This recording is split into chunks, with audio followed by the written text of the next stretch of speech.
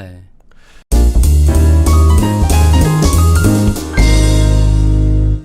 자, 그러면 우리가 조금 재밌는 주제이기도 해서 저희가 이번 회차의 마지막 질문으로 제가 갖고 왔는데, 책에서 되게 재밌는 그런 여러 가지 칼럼들이 있어요. 사이사이에 있는 칼럼들이 있는데, 사람은 데이터가 올바르다고 해서 반드시 움직이지 않는다 이거예요.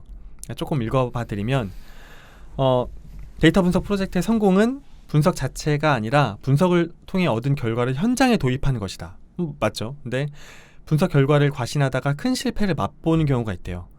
그러니까 최종적으로는 데이터를 활용하는 주체가 기계가 아닌 사람이라는 사실을 망각하면 그렇다라고 합니다. 그렇습니다, 박박사님. 기계가 아니랍니다. 네, 사람이라고. 그러니까 사람이 미래다. 근데 이거 겪으신 분들 많을 거예요. 올바른 프로세스를 통해서 분석한 결과가 높은 정확도로 현실을 말해주는데 이게 틀림없이 팩트이긴 하잖아요. 저 경험이 없어서 네. 문제인 거지. 근데 단순히 결과를 보여주기만 해서는 사람이나 조직은 움직이지 않는다는 거예요. 그러니까 다짜고짜 사람들한테 데이터 분석 결과를 들이대면서 야, 이게 맞는 걸로 결과가 나왔어. 그러니까 내가 시키는 대로 해. 라고 이런 명령을 받고 기분 좋은 사람은 아무도 없다. 오히려 반발심이 생겨서 그 뒤로는 전혀 이야기를 들으려고 하지 않을지도 모른다. 라고 하는데 저는 이거 진짜 공감했어요. 맞아요. 예. 이런 게 소프트 스킬인 거죠. 아, 그러니까. 네. 그러니까 이게 가만히 있는데 갑자기 한 달 동안 데이터 분석 프로젝트를 했는데요. 이게 이런 게 아니었고 저런 거래요. 그러니까 앞으로 이렇게 하세요. 이러면 이걸 받아들일 사람은 박 박사 정도밖에 없지 않을까. 저도 안 받아들이죠. 기계라면서요. 내가 분석하지 않았는데 그걸 어떻게 믿어? 와, 장난 아니야. 저 사람들이 분석했을 때 데이터 다 까서 나한테 가르쳐주는 게 아닐 거잖아. 결과만 내놓은 거지. 그렇죠. 네, 내부적으로 분석 결과를 내놓을 때도 신뢰를 만들 방법이 여러 가지가 있는데 제가 계속 주장하는 것처럼 전체 공개해야 돼요. 그 우리 옛날에 파이랩 다뤘던 것처럼. 모든 원 소스 데이터서부터 전체가 다 공개돼 있지 않으면 신뢰하기 힘들어요. 근데 그 전체 데이터 공개, 분석 프로세스 공개하는 것도 되게 좀 어려운 일이겠어요. 자신 말도 안 되게 큰 일인 거죠. 그러니까 그러려면 어느 정도 실력자가 돼야 되는 거예요? 분석 프로젝트 할 때. 아니 반대로 네. 그래서 실패하는데 관대해야 된다니까요. 언제나 공개돼 있어서 그 실패를 계속 교정받을 수 있는 문화여야 해요. 아, 그러면 박 박사님 보시기에는 데이터 분석 프로젝트가 성공하는 데는 문화가 중요하고, 어떤 문화가 중요하냐? 실패에 관대한 문화, 모든 걸 공유하고 이제 서로에게 뭐 그 자유롭게 피드백 줄 수 있는 문화, 이런 게 더 중요하다고 보시는 그럼요, 훨씬 거예요? 중요하죠. 일단 들어보니까 안 되겠다. 안 된다. 이게 어떻게 가능해? 말했잖아요, 안 된다니까. 그 제가 그 되는 게 전에 아니에요. 파이랩 얘기할 때 이게 진짜냐고. 되는 일이 아니야 그건. 아, 그분 모셔야 되는데 한번. 거짓말 같아. 아. 근데 이런 문화가 있다면 진짜 대단한 곳 아니에요? 대단한 거죠. 대단하고 과연 그게 개별 종업원한테도 좋은 조직인지는 또 몰라요. 왜요? 네? 맞아. 금방 확실하게 목이 잘릴 테니까요. 굉장히 효율화된다는 얘긴데 그럼 필요 없는 구성원들이 금방 날아가겠죠. 사실 지금 이렇게 공개된다는 건 사실은 아까 말씀하신 것처럼 뭐 실패에 관대하다고 말을 하기도 하면서도 실적을 다 공개한다는 얘기이기도 해요. 근데 이제 그동안에 우리나라뿐만 아니라 많은 구후 조직들은 사실 어떤 조직원이 무슨 일을 하고 있는지 잘 모른 채로 그냥 운영되죠. 약간 사각지대가 있잖아요. 우리 일하다 보면. 그렇죠, 있죠. 저 사람은 무슨 일 하는 거야?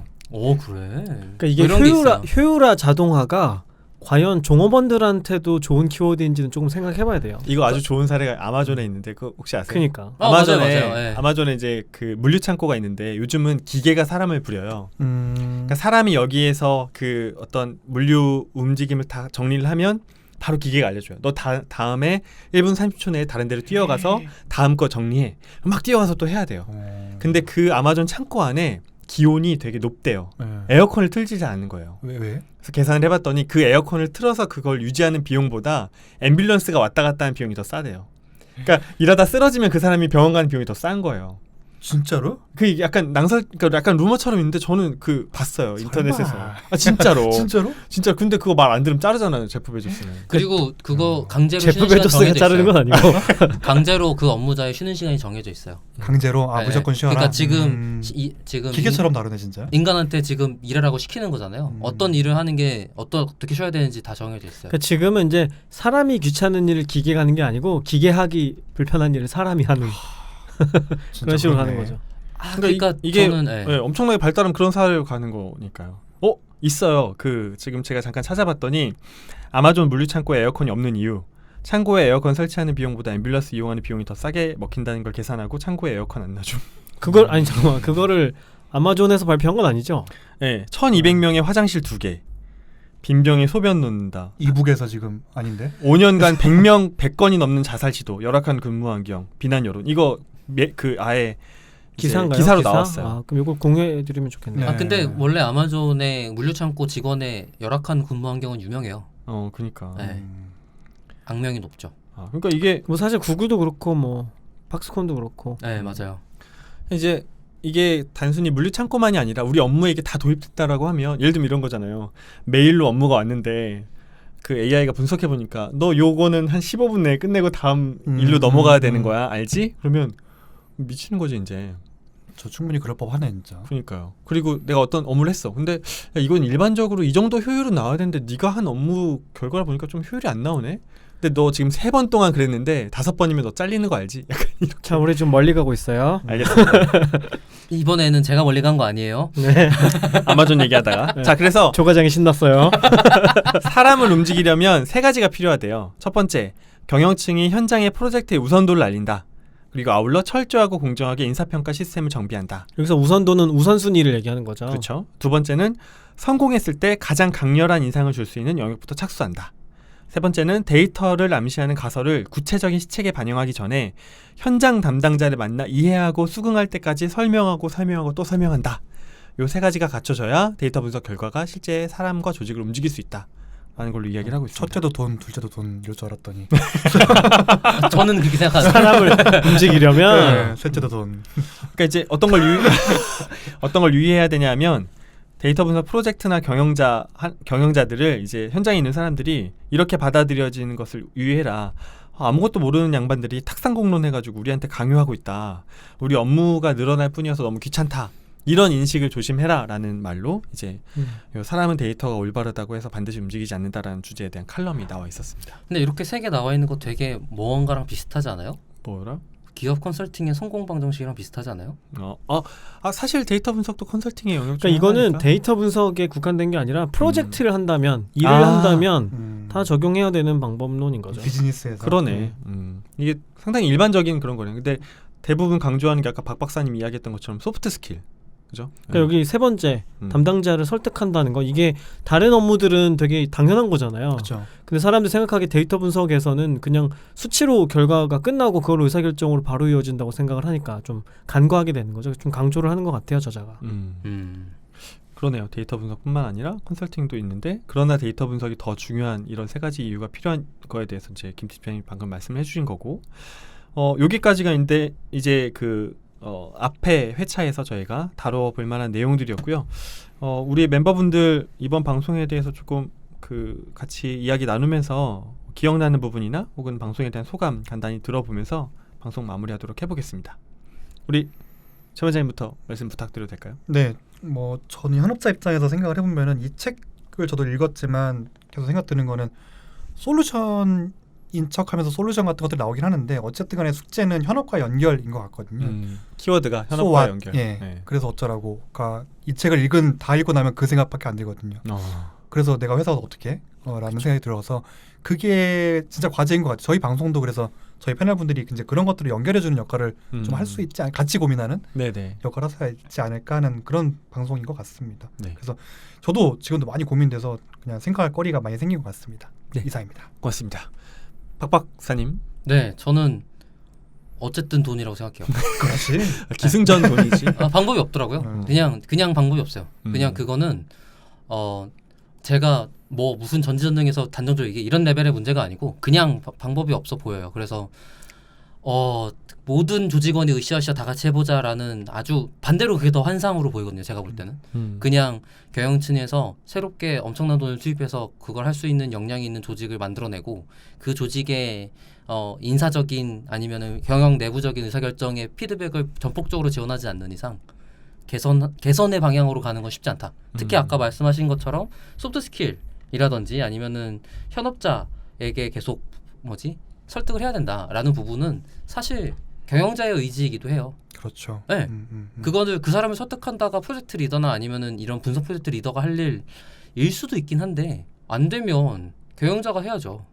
그렇죠. 네, 경영자가 자신이 회사의 운영을 이렇게 하겠다는데 라는 것밖에 안 들려요. 그러니까 뭐 독재라는 게 이런 우리가 느끼기에 감정적으로 불편한 일인 건 맞지만 그렇게 해서 진행이 안 되는 거라면 모르겠어요. 저는 그 방향으로 가는 게 맞는 것 같아요.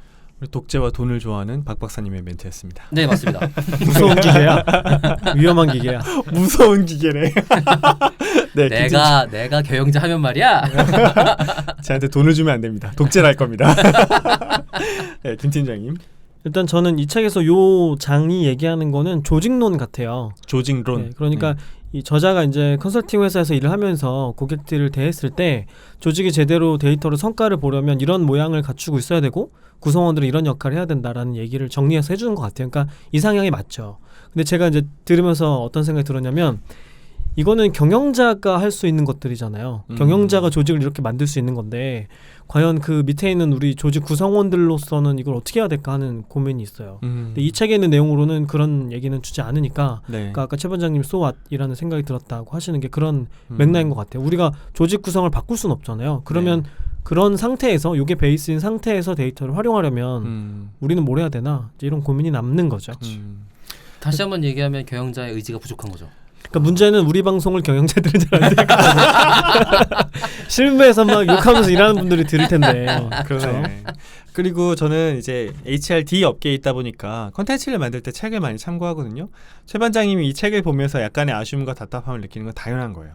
왜냐하면 그 정도의 해답을 얻으려면 이 사람한테 돈을 줘야 돼요. 절대 책에서는 모든 걸 이야기해 주지 않습니다. 이분 지금 회사 광고하는. 네, 그러니까 보통 이렇게 책을 쓰잖아요. 그러면 궁금한 사람들이 전화해요. 그래서 책에는 그 구체적으로 안 나와 있던데 그럼 만나시지요 이러면서 이제 컨설팅이 시작되는 거죠. 제 책에 모든 게 다 있을 것 같아요.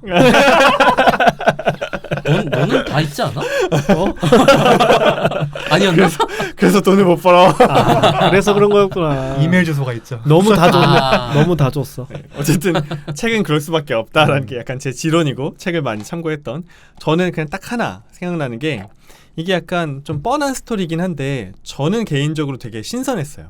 그러니까 제가 아주 작게 그 맞닥뜨렸던 상황들이 조각 나 있었는데 얘는 풀 프로세스를 다 보여주잖아요. 그러니까 분명히 이 책을 읽었다고 해서 현장과의 어떤 갈등이 생기지 않을 건 아니잖아요. 그렇죠. 그러니까 맞더라도 내가 주먹이 어디서 날라올 거라는 걸 알고 맞는 거랑 진짜 갑자기 확 맞는 거랑 완전 충격이 다르잖아요. 그러니까 이 책을 그래도 한번 읽은 사람이라면 그래 이런 갈등이 있을 거고 그렇죠. 이런 문제가 있을 수 있을 거라고 미리 생각하고 대비할 수 있다. 왜 어려운지를 알면서 일을 할 수 있으니까. 그러면 정신적인 스트레스도 좀 덜하죠. 이게 다 이런 거구나. 우리가 극복해야 될 난관이구나. 이런 게 좀 시사점을 주지 않나라는 생각을 해봅니다. 네. 그러면 저희는 데이터 분석 시작하기 이 세 번째 회차는 이렇게 마무리하도록 하고요. 다음 회차에는 저희가 아마 데이터 분석이나 분석가에 대한 뭐 오해와 진실 그리고 저희가 데이터 분석을 공부한 사람들이 현장에서 겪는 어려움 그리고 실제로 데이터 분석 성공하기 위해서 어떤 게 필요한지에 대한 내용들을 조금 더 구체적으로 다뤄보도록 하겠습니다. 마무리할까요? 네. 그럼 저희 데이터홀릭은 더 좋은 컨텐츠를 가지고 다음 방송으로 다시 인사드리겠습니다. 감사합니다. 감사합니다.